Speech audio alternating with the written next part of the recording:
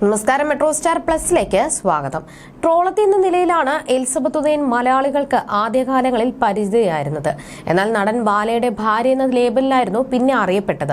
നടനെ താൻ അങ്ങോട്ട് പ്രൊപ്പോസ് ചെയ്തതാണെന്നും താനാണ് വിവാഹത്തിലേക്ക് നിർബന്ധിച്ചത് എന്നെല്ലാം എലിസബത്ത് തന്നെ പല അഭിമുഖങ്ങളിലും പറഞ്ഞിട്ടുണ്ട്.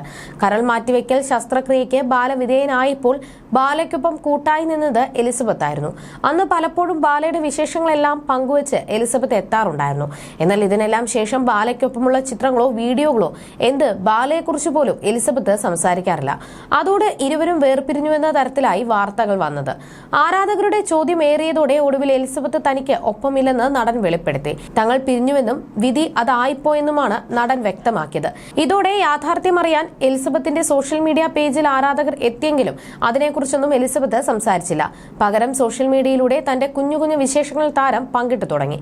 കുടുംബത്തിനൊപ്പമുള്ള സന്തോഷകരമായ നിമിഷങ്ങൾ, തന്റെ യാത്രകൾ, ജോലിസ്ഥലത്തെ സന്തോഷങ്ങൾ, പുതിയ അനുഭവങ്ങൾ, അങ്ങനെ ചെറുതും വലുതുമായ വിശേഷങ്ങളുമായി നിരവധി വീഡിയോകൾ എലിസബത്ത് തന്റെ യൂട്യൂബ് ചാനലിലും സോഷ്യൽ മീഡിയയിലും പങ്കുവയ്ക്കാറുണ്ട്. ബാല 4ാമത് വിവാഹിതനായപ്പോൾ എലിസബത്തിന് എന്താണ് പറയാനുള്ളതെന്ന് അറിയാൻ പ്രേക്ഷകർ ചോദ്യം ഉയർത്തിയിരുന്നു.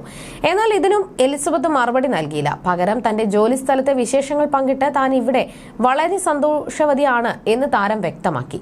ഗുജറാത്തിലെ ആശുപത്രിയിലാണ് എലിസബത്ത് നിലവിൽ ജോലി ചെയ്യുന്നത്. ബാല വീണ്ടും വിവാഹം കഴിച്ചെന്ന സാഹചര്യത്തിൽ എലിസബത്തിന്റെ വിവാഹം ഉടൻ ഉണ്ടാകുമോ എന്ന ചോദ്യങ്ങൾ പ്രേക്ഷകർ നിരന്തരം ഉയർത്താറുണ്ട്.